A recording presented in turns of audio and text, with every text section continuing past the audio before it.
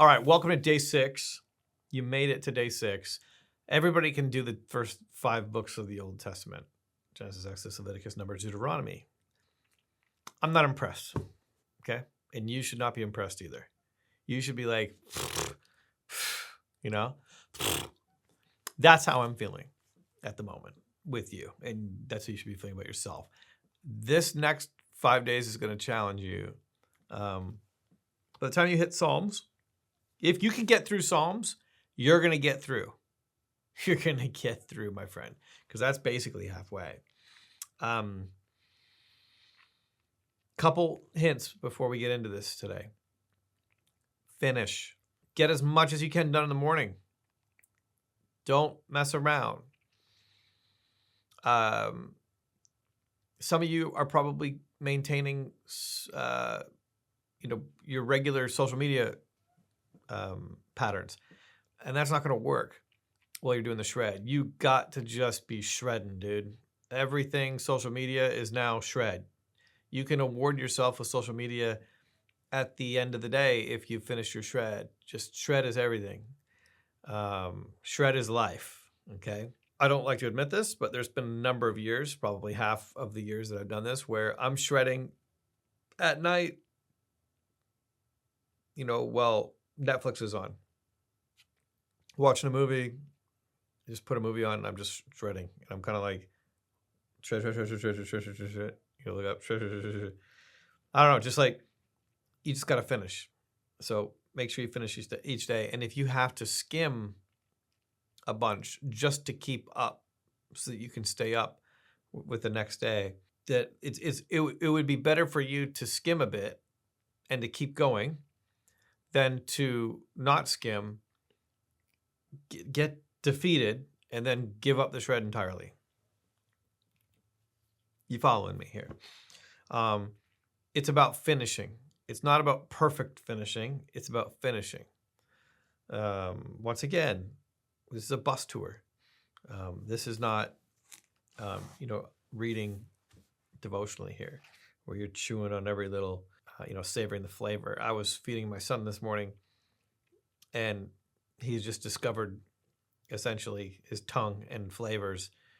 And so I had this little baby food. He's 7 months old. We started feeding him like a couple weeks ago. Baby food, in addition to breast milk and in addition to, demon goat milk that we get from New Zealand. And I was feeding him beef and sweet potato baby food this morning. He's never had beef and sweet, like these are all new flavors. And as he's doing the new flavors, he's sticking his tongue out and he's like that. And he's like loving the flavors, exploring the flavors, exploring the space. And it was freaking hilarious. That's not the shred. The shred is not exploring the flavors. This is not a 3-star Michelin rated, meal where everything is, the portions are small and you're just supposed to like design the bite. In a time where truth is under attack through distraction, disinformation, and the chaos of postmodern ideologies, it's vital for us as Christians to strengthen our faith through education. Theos delivers a distilled Bible college experience for all Christians right in your pocket. Binge like Netflix or join cohorts for guided study. From full-time church staff to Christians in any vocation, Theos fits your life and calling. Equip yourself, your church, and your ministry with courses on all aspects of the Christian faith, taught by leading scholars, ministers, theologians, and apologists.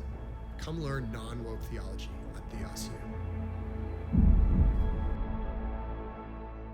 This is like, it's a mess hall and it's a buffet and you need to eat all of it and you got to do it quickly. So here we go. Deuteronomy 33 into Judges 9. So really the book of Joshua today. We end Deuteronomy and we go into the first 9 chapters of Judges. And up to this point, Moses has gotten the people of Israel ready for the Canaanite conquest. So they're at the edge of the Jordan River and they had some debacles. They dealt with the spies. The old generation's dead. The new generation's ready to cross over. And God's like, Moses, you're done. Appoint Joshua. Joshua's going to be the guy who takes over for Moses. He was one of the faithful spies, him and Caleb. And so Joshua is going to lead these guys over into the promised land. And one of the repeated themes of the book of Joshua is obeying the law of Moses. And they're not going to play. There's going to be zero room for failure because they saw firsthand what happens when you disobey the law of Moses. When you cross Moses and you mess with God's way of doing things, people die. And they don't want to, they've had enough with dying, and they want to live. And they want to live in the promised land that God is going to give them.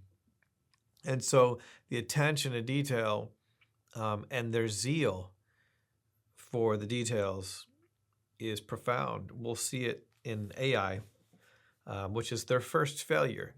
In AI, God commanded them to not take from Jericho. So, Jericho walls come down, and God was very detailed. He's like, this, I want you to set Jericho on fire. Don't take any of the spoils. Once again, like, what do you mean don't take any of the spoils? Like, we just conquered this massive Canaanite city. It's full of slaves, or, all the women and children, and the men would be, maybe kill the men, but the women and children would make for wives and slaves. Once again, you got to think of this, the economy of this culture back then. There's going to be gold in this city. There's going to be robes in this city. There's going to be, sheep and goats and agriculture and food. And God says, I want you to literally burn everything. Everything. Don't touch the gold. Don't touch the animals. Don't touch the women. Don't touch the children. All of it gets devoted to destruction. The Hebrew word for Joshua's conquest of Canaan is karem, and it means a holy war. And the idea is that Joshua was commanded to devote certain things and certain people groups to destruction. This is where probably a lot of pushback is going to come from. People aren't going to understand it. They're going to be like, is God a sadistic villain? Is Israel committing genocide, et cetera, et cetera? These are all valid questions. And I'm going to attempt to give an answer to this in a moment. God asked for Jericho. Jericho was the first fruit. And God has this thing about first fruits. He wants the first of your money. He wants the tithe of your money. He wants to be thought of first because he knows that if he's not first, somebody else is going to be first. Something else is going to be first. And if that first things matter, and God has to be the first thing. If he's not the first thing, then we're going to serve other things. We'll become idolaters. Then that'll be really bad for us. And so in order to not test hearts, but keep hearts loyal to him so that those hearts are safe and protected from idolatry. See, giving God first things is how you protect yourself from idols that will let you down. And so God's trying to protect them by insisting that they give him first things. So all of Jericho, the first city, is the Lord's. All the other cities are going to be theirs. And God's going to give them all these. God's going to make them very wealthy. But he wants the first city. And so the people obey him, except for one guy.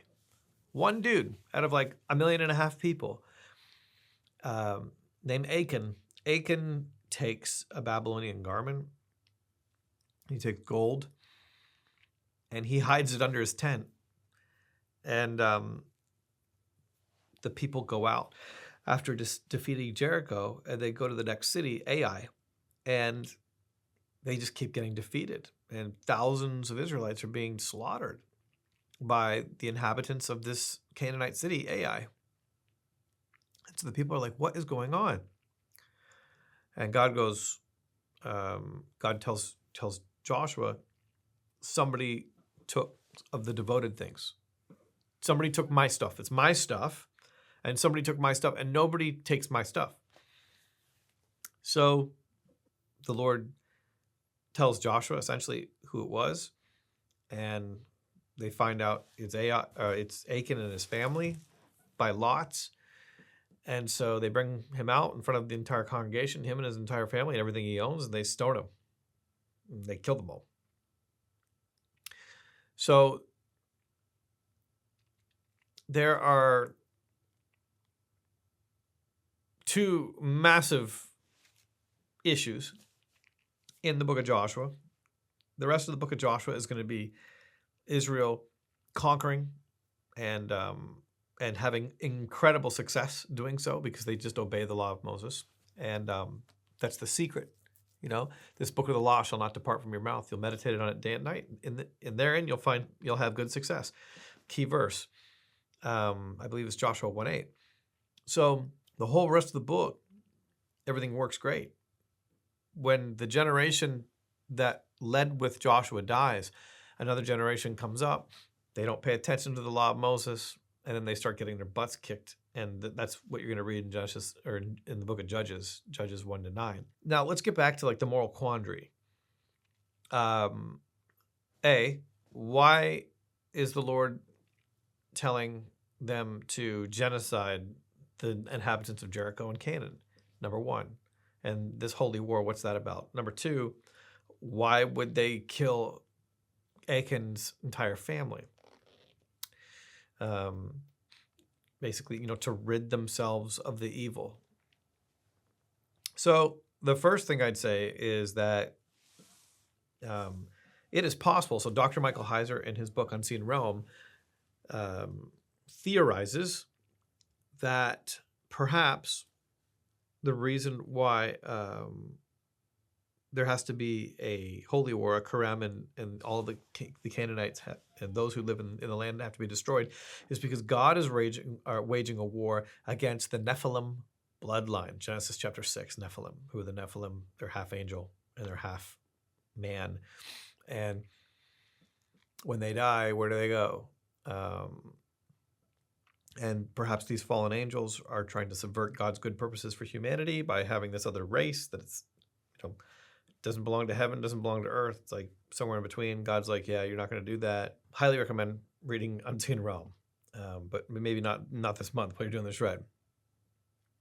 So these people are half human, half angel. They're beasts, essentially. And God's like, I want them all dead. I don't want you intermarrying with these people. He wants them all gone. Okay, 1. 2, why does God kill, or why does Joshua give the command to kill them all? Well, this is a wartime, and things are a little heightened at wartime, and the people lost thousands and thousands, and they're pretty upset. And they're trying to send a message like, hey, if anybody violates God, not during wartime, not during any time, but especially not during wartime where our butts are hanging out here. And if somebody is going to disobey God, we're the ones who have to pay the price. And your whole family is going to die. So if you care about your family, it's not just your head. Think about the people closest to you. It's kind of like an intimidation factor. I'm not justifying it. But I know that God's justice is perfect. There's two parts. One part is, did God instruct Joshua to kill Joshua's children, and everything that he has? I mean, did the children take part in the sin? Because the thing is that both Moses and the prophets, the law and the prophets, instruct people not to kill a son if his father has sinned, and do not kill a father if his son has sinned. So generational guilt or generational culpability is actually against the law of Moses, and it's against the prophets, both of them. It's not justice. So for example, if my great-grandfather owned slaves, I should not be culpable for that, according to the Bible. My great-grandfather did not own slaves. Anyways, all that to say, that's not justice, according to Scripture. So why are the children suffering? So maybe one of two things. One, they were in on it. They were stealing stuff with Achan or knew about it.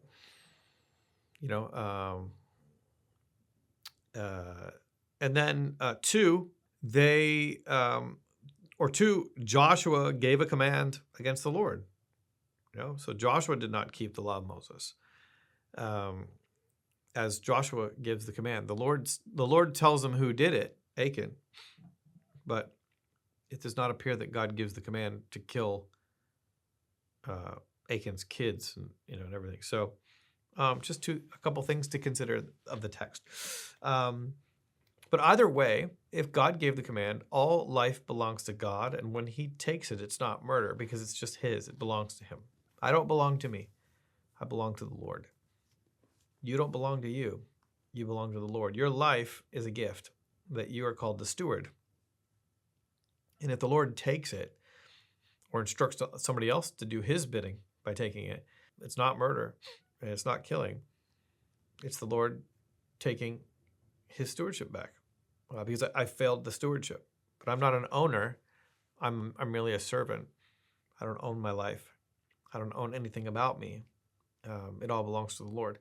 Every breath that I breathe is borrowed. Nothing belongs to me. They're literally nothing. I just steward everything.